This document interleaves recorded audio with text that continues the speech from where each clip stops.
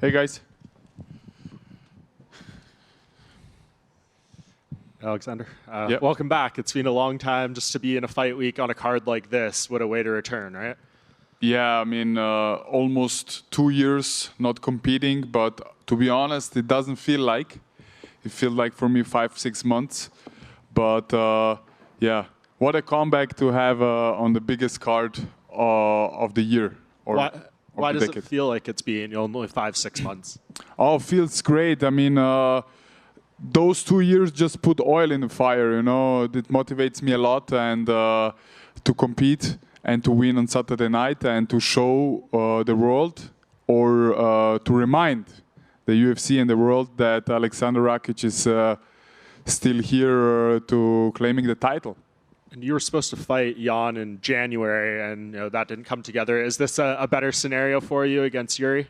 I mean, of course, Yuri is better ranked, and I think the people want to see this match against Yuri. Me and Yuri had some back and forward beef on Twitter. So, and he's from Europe, I am from Europe. He's living not far away where I live. So, let's find out who the king of Europe is, and later on, who the king of the world is. Yeah, and speaking of the king of the world, I mean, how do you feel you fit into this division if you come back with a win? Title fight on this card. The champion has changed multiple times since you've been gone. What does a win here do for you in terms of where this division goes moving forward? It depends how the fight goes. If I perform very well, like I used to do, could be that I will be next fighting for the title. Alex, right here. Obviously, Yuri's a big name. UFC 300 is a milestone. But was it also important to be on this card, given that the light heavyweight title is also the main event? 100%. You know, everybody is watching UFC 300. Also, though they are like soft MMA fans, they would watch UFC 300. So the whole world watching UFC 300, and what a way to have a comeback and to win on Saturday night. And to remind and to prove people wrong who are doubting on me. You also mentioned you had a little Twitter beef with Yuri. Was any of that like legitimate or personal, or was it just trying to get him to take the fight? I mean, he took it personal a couple of years ago, but I really don't care. You know, since Jan canceled the fight in January, I immediately called out Yuri and asked for February, and he mentioned February, March. And then I said, let's go February. And then he said he can go March. March I couldn't. So Mick Maynard made the offer, okay, let's do it in UFC 300. And I was 100% in, you know. Was it difficult to start and stop your camp so much and the change of opponent? Not so much, you know. I'm a guy who loves to train. It's a lifestyle for me also, next to competing. And I've been training all over the year. So it was not even hard. And what type of Yuri are you expecting? Because obviously when he fought Glover, a lot of people think that's one of the best fights ever. And then his last fight against Alex was pretty quick. So I'm curious, what type of Yuri are you expecting on Saturday? I mean, I'm expecting a aggressive Yuri, unorthodox like he used to be. And it's going to be a hard fight for me also and for him as well. Because he feels very good in chaos. And I'm a guy who can settle the chaos, and that's gonna be an amazing fight. Yeah, we will see how prepared he is for that fight, because I am. And last one for me, can I get your thoughts on the main event between Alex and Jamal, and also the BMF fight between Justin and Max? The main event against Alex and Hill, I just hope that Hill is 100% recovered.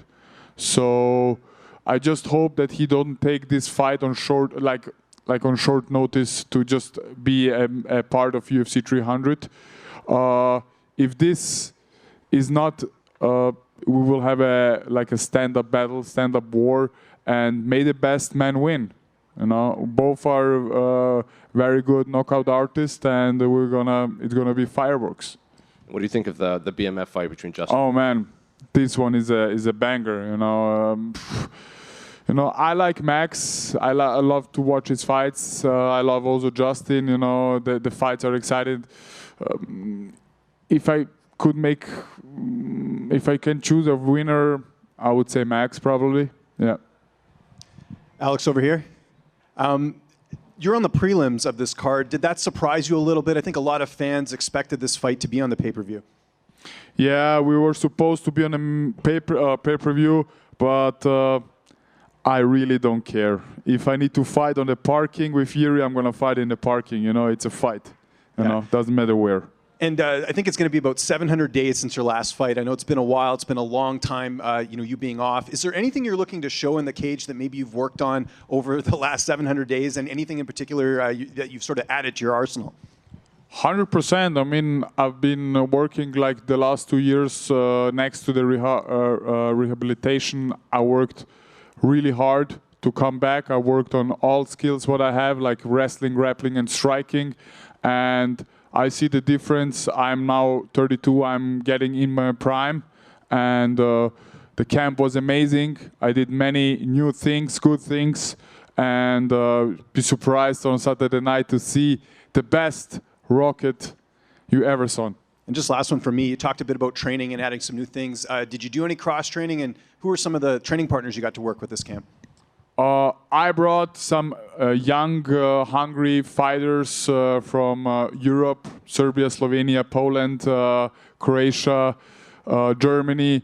So I had many sparring partners, and they try all of them. They try to mimic Yuri Prohaska, and yeah, went really good.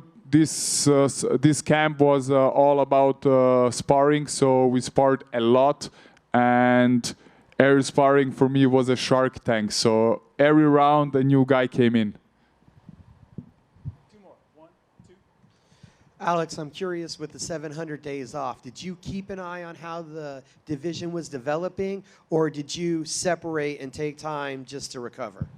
No, I saw every important fight in the top 10, 15. You know, I've been getting my eyes on it and always communicate with my team and coaches. And man, this long layoff, like I said, it doesn't feel long, but you know, this just put oil into the fire. You know, this made me like so motivated, so hungry, and this is what I needed. You know, I'm more calm. You know, I'm a more calm person. I became more calm like the last, comparing the last 2 years and now, and more confident. And a calm Aleksandar Rakic is a dangerous man. And last thing for me, you said this would be for who is the king of Europe. So had a bout with Yuri been something that you had seen possibly that you'd been looking forward to? 100%, you know. Me and him are in the top 5. We are almost the same age. So this fight need to be happened, you know. And the fans want to see it, especially the fans also from Europe, you know, to see who the king of Europe is. And then we claim the world. Or I claim the world, let's say. Rakic, just back here. I want to know, can you explain a little bit when you had said that Jiri is not a real samurai, and do you think that bothered him? Because it seemed to give the biggest reaction when he heard you had said that. Yeah, I said he's a fake samurai because, you know, you cannot become a samurai after just reading a book, you know, what his coach gave it to him. And live this spirit, you know. If you are a samurai, you need to live this for a long time and not for the last 2-3 years. So that's why I said he's a samurai, a fake samurai. Thank you, guys. See you.